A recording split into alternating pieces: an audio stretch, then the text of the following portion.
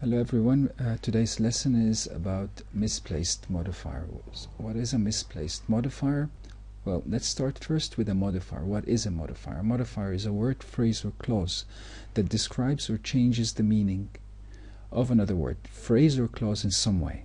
Okay? Misplaced modifier means that there is a separation of space between the word, phrase or clause and the modifier. So for example, a modifier would be the big white house. The big white, this is the modifier. House is the noun itself. So if it's far away from it and it's misplaced, the modifier itself, the meaning can really get awkward. It would get very strange, it would get very fuzzy, but it won't sound correct. We go straight down to some examples, and from the examples we can find out more what is a misplaced modifier. Okay, so a misplaced modifier in these examples are, for example, here, on her way to work, Elaine saw the silver woman's earring laying on the park bench. This sentence implies that the woman here is silver. Why is that? It's because silver is in the wrong place. This is the modifier. So here the modifier is closer to woman's. So this here, the modifier, should be closer to earring. So we can describe the earring itself, that the earring is silver, not the woman that is silver. So the right sentence here will be, Elaine saw the woman's silver earring laying on the park bench, which is right here. On her way to work, Elaine saw the woman's silver earring laying on the park bench. Now the earring here is silver and not the woman anymore. Okay? Watch out for adverbs. Adverbs can be very, very tricky sometimes. To start with, adverbs, they end with ly. Most of them, many of the words, but not all of them. Okay? They can change the meaning completely of a sentence. Here, let's take this one for example. He drove off in the car he had just bought quickly. Here's the action, bought. There's two actions here, okay?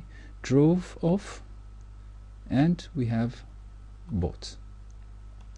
Now, the word quickly here is close to bought. That means the action of buying, he did it very quickly, okay?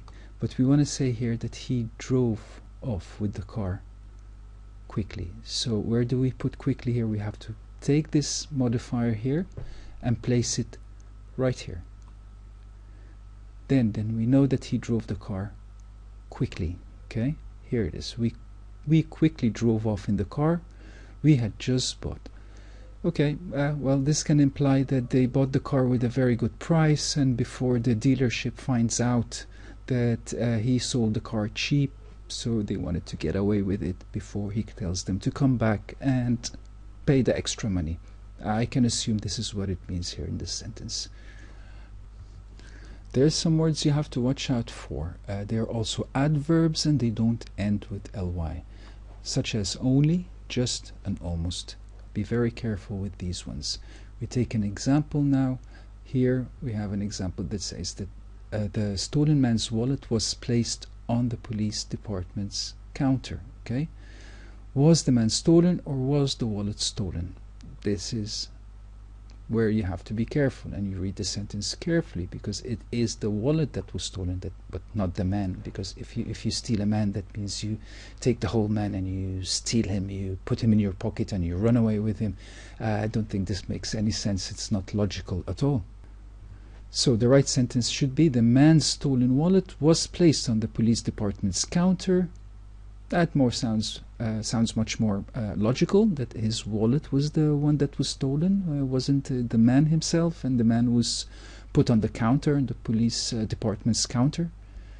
Okay, words that are troublesome, that indicates numbers. These are another set of words that you have to be careful of. Words such as almost and nearly mean close to. Okay, so it has to be close to a noun that can be counted, but verbs cannot be counted, so these words should be next to the noun. Noun are things that you can count, but you can't count an action. So for example, he nearly swam for an hour. Well, nearly swam, that doesn't sound correct. Nearly swam here means that he didn't even touch the water. he's still dry. He didn't even put his foot, he didn't even put his toes in the water. Okay, so the right way to say it is he swam for nearly an hour, because here's the action away from the word nearly. But nearly swam means he never touched the water. But in this example here, he swam for nearly an hour. Means that he could have swam for 55 minutes, perhaps 50 minutes. So he nearly swam for an hour. It doesn't sound correct. So you have to put nearly here close to an hour. So he swam for nearly an hour. Sounds much more better. Okay, next example. It almost cost me $800 for my car insurance. It almost cost me $800. So that means he didn't even pay anything. He didn't buy it at all, the insurance. So to fix this, almost here should be closer to the amount of money, because it's countable. Okay, so it cost me almost $800 for my car insurance. That's more logical. Now be careful of these words, merely and only. Yeah, because if they're placed at the beginning of the sentence, middle of the sentence, at the end of the sentence, and it depends on what it is close to, it can change the meaning completely. So here, Joe only gave his mother $50 towards the rent. Towards the rent here, it means for the rent. Let's put it this way.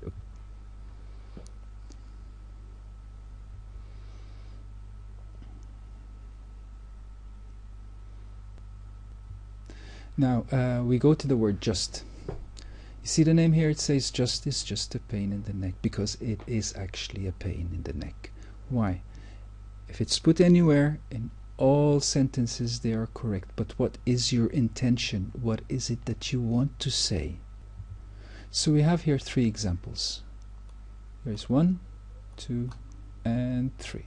And each of them we'll look into in details now. Okay.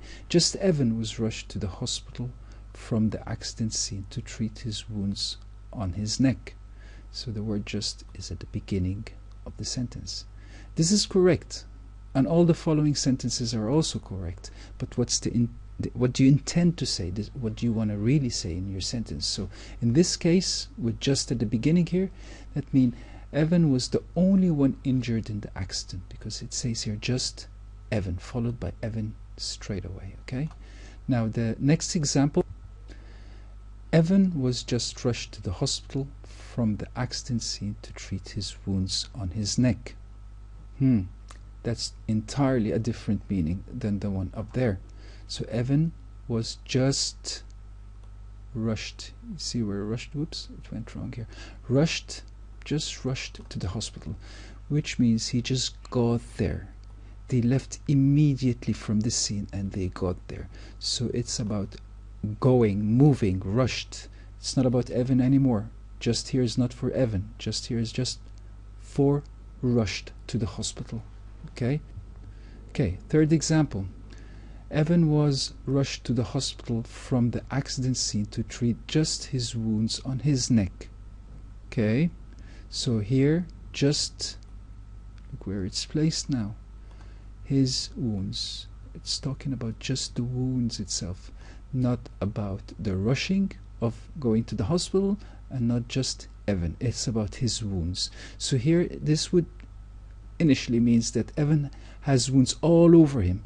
It's on his neck, it's on his head, his arm. He's got a broken arm, but this is what he went to the hospital for. So Evan was wounded all over, but only the ones on his neck are really serious and they had to be taken care of. As for the rest, they will deal with them later. Okay, so this is why he went to the hospital, just his wounds, to treat just his wounds.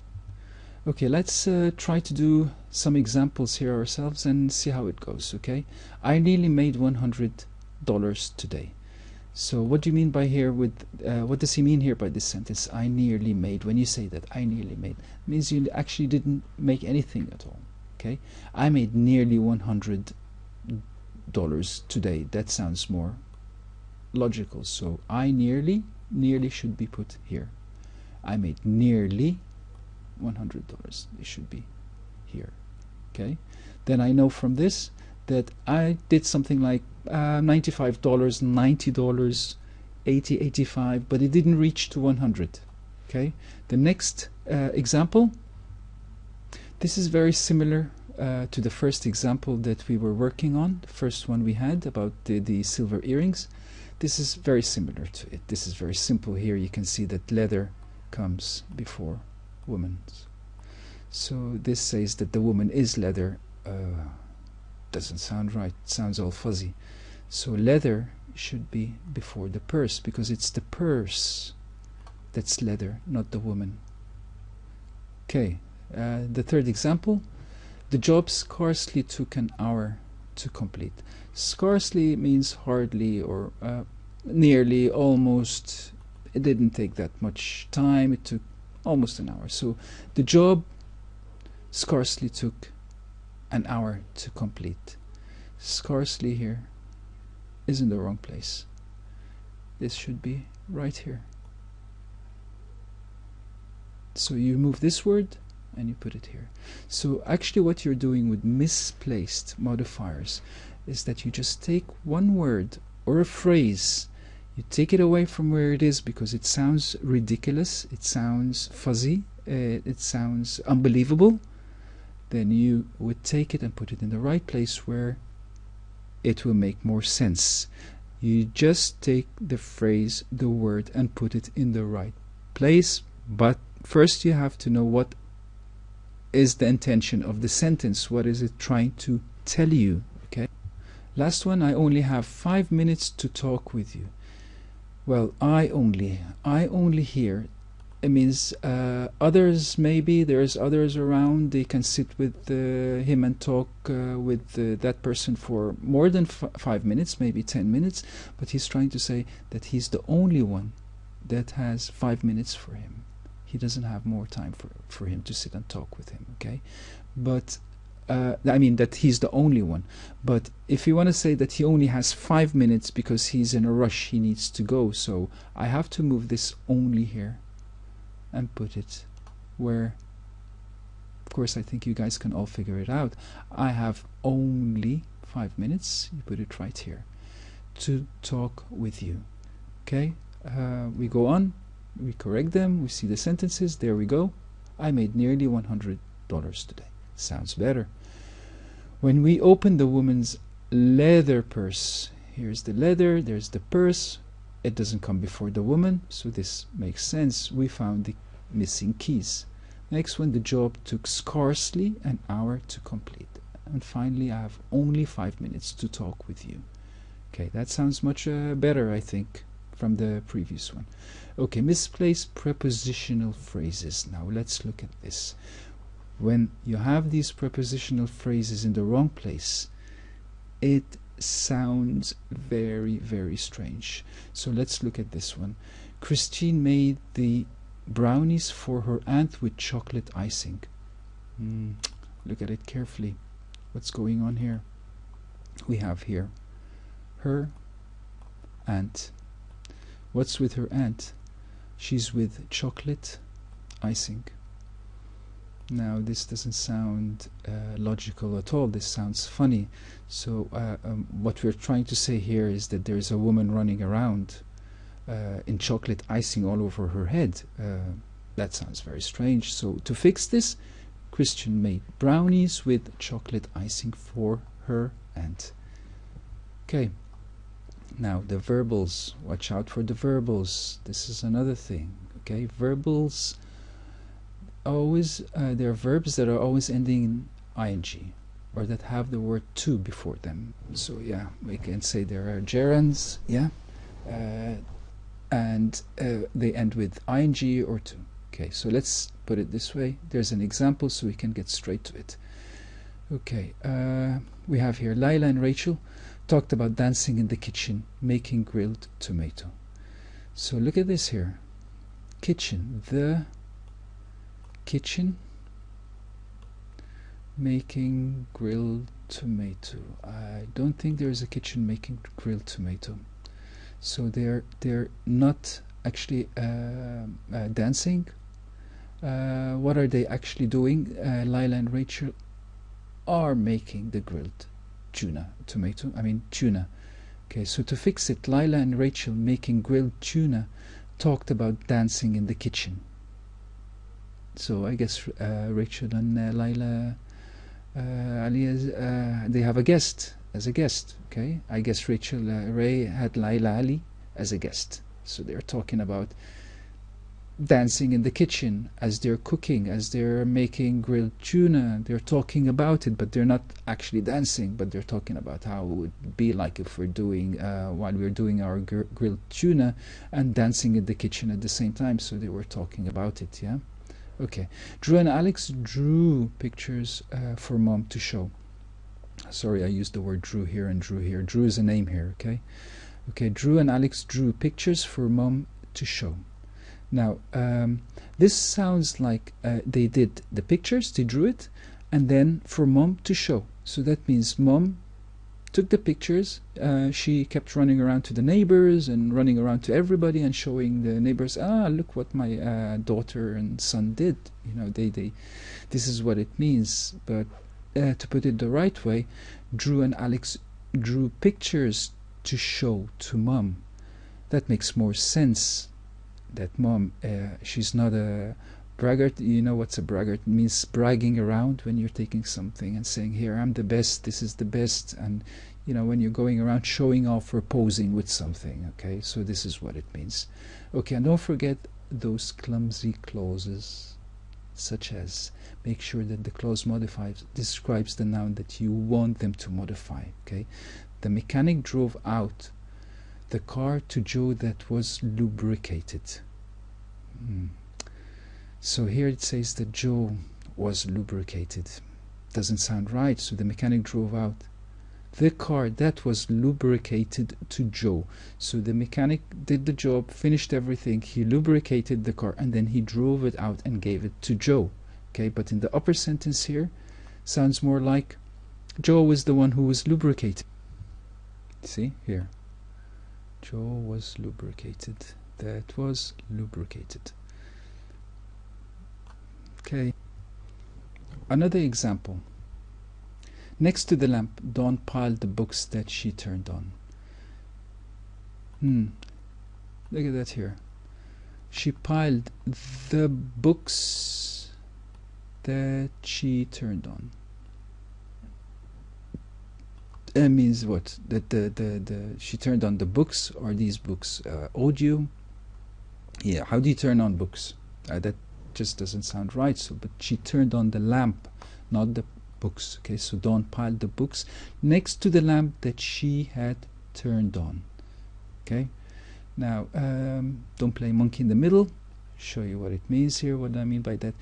It means this modifier has two meanings and both of them are correct. So putting it here, for example, putting it in other words, the teacher said on Monday she would return our essay. Here, this example here, it's very strange because here the teacher said on Monday she would return our essays. Did she say this on Monday? Okay. Said on Monday. Okay, or on Monday she would return the essays. Sorry for the mess I'm making. Okay, so on Monday she would return our essays. So which one is it? Because this is in the middle here. This here is in the middle. On Monday. It can mean anything here. We're not sure. I'm confused. Did she say that on Monday, or did she say that she will return it on Monday? Okay, so the teacher said she would return our essays on Monday. So she said that she will return it on Monday. In this sentence here, this means that the essay itself, she will return it the coming Monday, the Monday that's coming, okay? Or on Monday, the teacher said she would return our essay. So that means last Monday, she mentioned that she's going to return the essay to them, to the class. So she can return it on Tuesday. Well, let's say because Monday, yeah, well, she can say tomorrow. Let's say she would return it on Wednesday, Thursday. We don't know yet, but she would return it. But she didn't say precisely which day she's returning it. But here she mentions the day she will return it. But the teacher said it. When did she said it? She just said it sometime last week, 2-3 days ago, and Monday is still to come. Okay, so she will do the returning of the essay on Monday, while here on Monday the teacher said she would return our essay. Okay, I think this is understood. This is where this is where actually the modifier here, it can be right, but it's in the middle. Now which one do I imply it to? Do I put Monday here, or do I put Monday for returning, or is it that she said it on Monday, or she will return it on Monday? To be precise, put it that way. You either put it at the beginning of the sentence or at the end of the sentence, and then you can fix it. Okay? Okay, let's practice one more time. Now, the fans stood in line to buy tickets for the show for 20 minutes. What is it here that's wrong with this sentence? Here it is. Where's the modifier for 20 minutes? Now, this says here that the fans stood in line to buy tickets. Okay, they're going to buy the tickets for a show, and that show is only for 20 minutes. This is what I understand from it. So they didn't stand for 20 minutes online. I want to say that they are standing online for 20 minutes. So this is the action here. This is where stood in line for 20 minutes. So the right way to put it is we take this away and we put it in its right place right here. Okay, go to the next one. Marian read a chilling article in the New York Times about the effects of mercury poisoning. Where is the modifier here? How do we fix this one? You can pause it for a while, guys, if you want to think of it and start working on it on yourself. And this is where we have to fix it. This is how to fix it. There it is in the New York Times. This we can take it away and put it right here, because this is what this is the magazine or the newspaper she read about the effects of mercury poisoning. So to put it right, in the New York Times, Marian read a chilling article about the effect of mercury poisoning. Okay. Next example, the salesman sold the picture to that woman in the silver frame. This should be the easy one. Silver people, leather woman. This should be a very easy one for you guys to fix. I'd rather that you would pause it before you look up the answers and try to work on them yourselves before you start looking for the answer. Okay. We gave the old clothes to a local charity that had been piled up in the basement. What's piled up in the basement here? It sounds to me that there's a local charity piled up in the basement.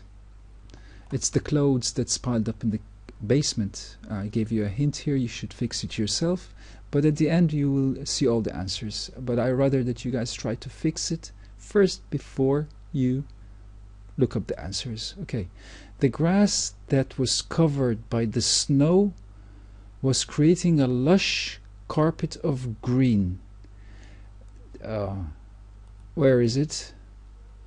This is very obvious here because the grass is green, but here I have the snow was creating a lush carpet of green. Snow is white. So this gives me immediately the hint that this is not placed correctly because the grass is green and the snow is not green. But this sentence here implies that the grass is not green, but the snow is instead. So let's look up the answers now. The fans stood in line for 20 minutes to buy tickets for the show. Next one. In the New York Times, Marian read a chilling article about the effects of mercury poisoning. Sounds better. Okay, the salesman sold the picture in the silver frame to that woman. We gave the old clothes that had been piled up in the basement to a local charity. Now, this sounds better, that the clothes had been piled up in the basement and not the local charity. The grass that was creating a lush carpet of green. There we go. Grass, green. That makes more sense. Was covered by the snow. Okay, so this is it for this class, guys, and see you in the next recording. Take care of yourselves for now. Bye.